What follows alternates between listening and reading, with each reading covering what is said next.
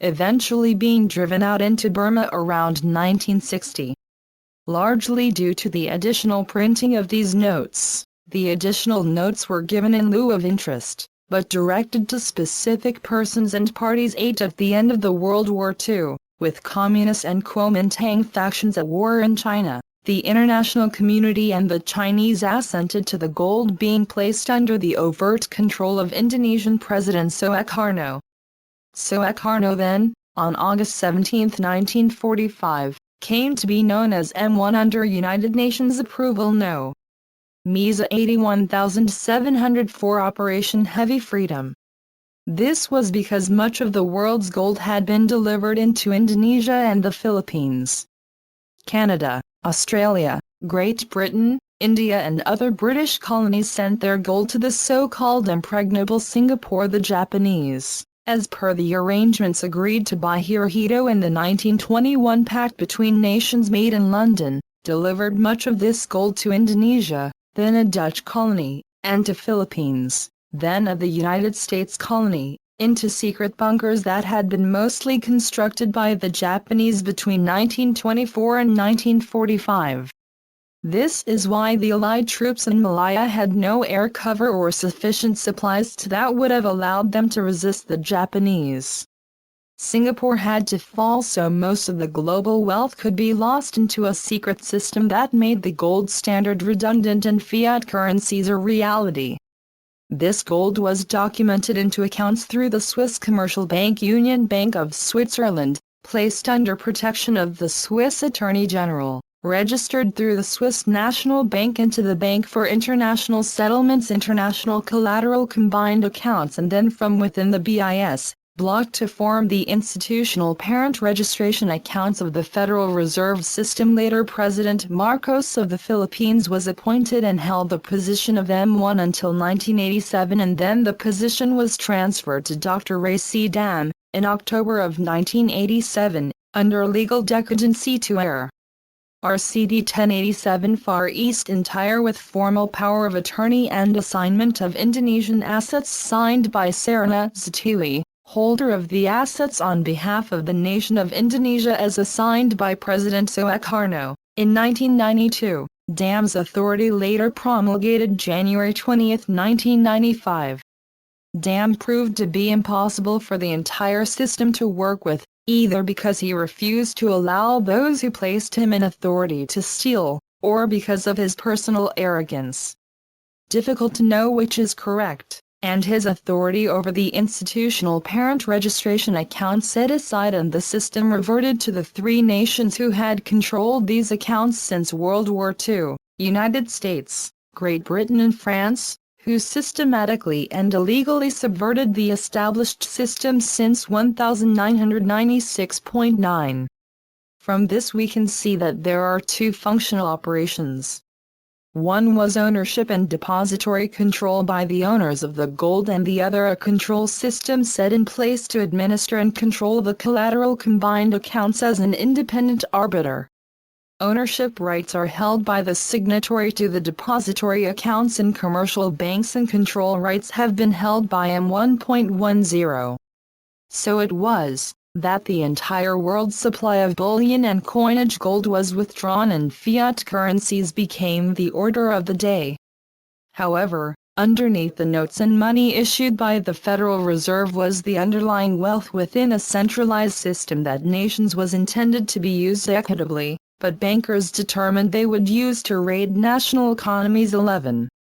In 1963, President John F. Kennedy entered into an agreement with President Sukarno to provide the funds to allow the United States Treasury to print its own currency, thus subverting the right to print the currency held by the Federal Reserve. The agreement would have transferred some 59,000 tons of gold to underpin this currency. The problem with this was that the United States domestic currency would have then been backed by gold, which would have been a violation of international agreements meant to stabilize currencies. 11 days after signing this agreement, President Kennedy was assassinated. President Johnson suspended EON 1110 as issued by Kennedy and transferred the bullion to the Federal Reserve. The Green-Hilton Agreement was not implemented until 1968 when Sukarno fell from office and when global trade made it imperative that the world have a global currency. As the gold had been transferred to the United States Treasury in 1968, a series of bonds known as Kennedy bonds were issued in order to honor the terms of the Green-Hilton Agreement made between Kennedy and Sukarno. The 1968 terms of the gold delivery to the United States being different than made in 1934. When after 30 years, interest had not been paid as promised, a reissue of the bonds in an increased number were issued as commemorative notes and were accepted by the owners of the gold, the Dragon family 12. From copies of bank documents received by Neil Keenan, within the Green-Hilton Memorial Agreement, the funds, the amounts of gold and platinum are specified. These amounts of gold are certificated and the certificates and ledger copies with full and exact identification and recognition codes are available.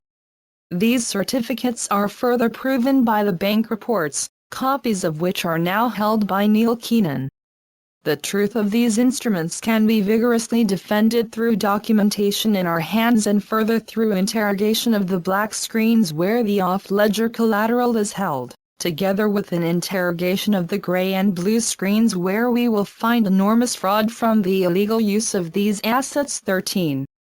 In the few documents we present with this complaint we can see that the assets have been deposited, the counter-assets created and presented to the depositors. The depositors have been cheated for over 70 years through the intentional and fraudulent failure of the obligor to honor the agreements. 14. In recent weeks we have come into possession of the books and records of the late President Sukarno, and all the codes and ledgers of the global accounts. The size of these accounts can be seen by reviewing the collective agreement between the Garuda Memorial Hilton Indonesia and the Green Memorial Hilton Geneva, established, structured and made operational between 1961 and final signature in 1972.